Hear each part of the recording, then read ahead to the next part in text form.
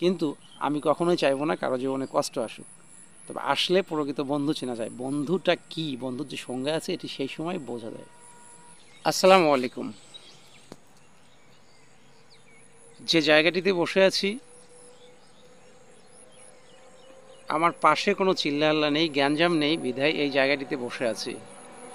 পিছনে অবশ্য রাস্তা, আপনারা হয়তো দেখতে পাচ্ছেন, রাস্তা দিয়ে রানিং রোড এটি। অনেক গাড়ি টাড়ি যাচ্ছে, অটো মানে যাচ্ছে আর কি, যাই হোক সে বিষয়ে নাই বা যাই। আর সামনে হচ্ছে সুন্দর একটি বিল, এই যে দেখাই, এই যে দেখুন, একদম পরানটা জুড়িয়ে যাবে।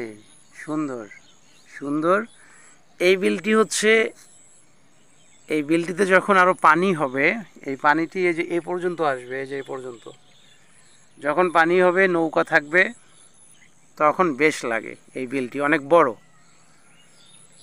একটা সময় এই বিলে খুব খেলাধুলা করতাম, নৌকা নিয়ে খেলতাম। যাই হোক, এখন বয়সের কারণে, ব্যস্ততার কারণে এগুলো আর হয় না। যে কথা না বললেই নয়, আমি মনে করি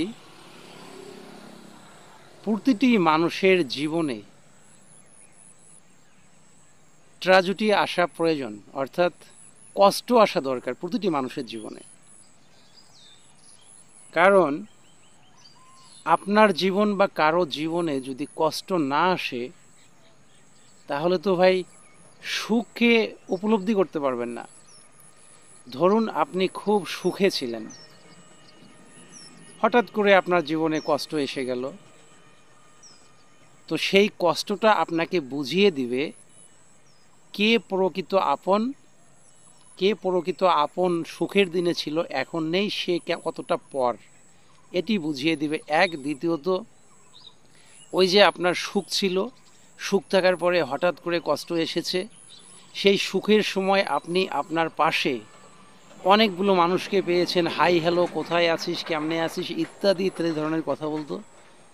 সেই মানুষগুলো আর ফোন দেবে না, কিংবা আপনি ফোন দিলেও ব্যস্ততা দেখাবে। তো ওরা প্রকৃত বন্ধু নয়। তো এই যে জানা হয়ে গেল, চেনা হয়ে গেল, না হলে তো ওই ভুল মানুষগুলির সঙ্গে অনেক দিন ধরে আপনার সম্পর্ক থাকতো, তাই নয় কি? তো সেক্ষেত্রে সুখ থেকে হঠাৎ করে কষ্টে আসা, আমি মনে করি এটি ভালো, আলহামদুলিল্লাহ। একটি জিনিস মনে রাখবেন, জীবনের কোনো গ্যারান্টি নেই, এটা চিরন্তন সত্য। এর মানে এই নয় যে আমরা বাঁচার স্বপ্ন দেখব না, 100% বাঁচার স্বপ্ন দেখব, কিন্তু এর মাঝে দুঃখ আসা ভালো। দুঃখ না আসলে সুখকে উপলব্ধি করতে পারবেন না। ধরুন ঝড় ঝড় আসে না, প্রাকৃতিক দুর্যোগ যেটাকে বলা হয়, প্রাকৃতিক দুর্যোগ কিন্তু খুব অল্প সময়ের জন্য হয়। এটি কি সারাদিন, সারা রাত, 24 ঘন্টা, 72 ঘন্টা এরকম থাকে? এরকম কিন্তু থাকে না, খুব অল্প সময়ের জন্য হয়। কিন্তু এই অল্প সময়ের জন্য হলে ক্ষতি করে যায়, কিন্তু তার পরে পুষে নিতে হয়। তো আমিও তেমনই মনে করি যে জীবনের দুঃখগুলো খুব কম সময়ের জন্য আসে, কিন্তু মেনে নেওয়া খুব কঠিন হয়। মেনে নেওয়া শিখতে হবে ভাই। মনে রাখবেন, আসমান জমিনের মালিক আছে, যিনি আমাদেরকে সৃষ্টি করেছে। আমরা যে যে ধর্মেরই হই না কেন, নিঃসন্দেহে স্রষ্টা একজন, বহুজন হলে গন্ডগোল হয়ে যেত।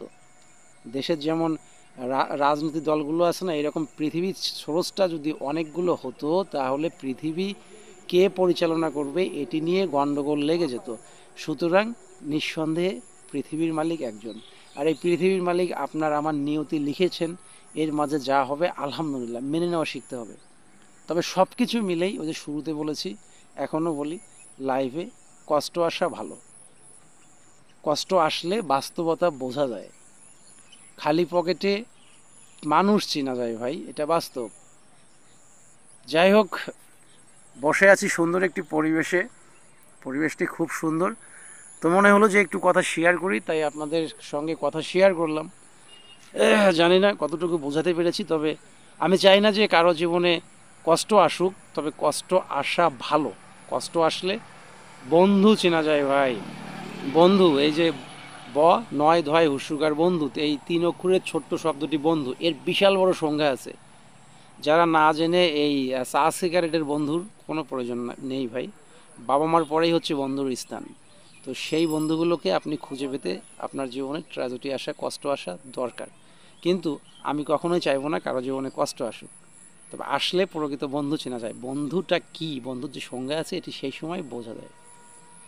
ওকে, ভালো থাকবেন, সালামু আলাইকুম।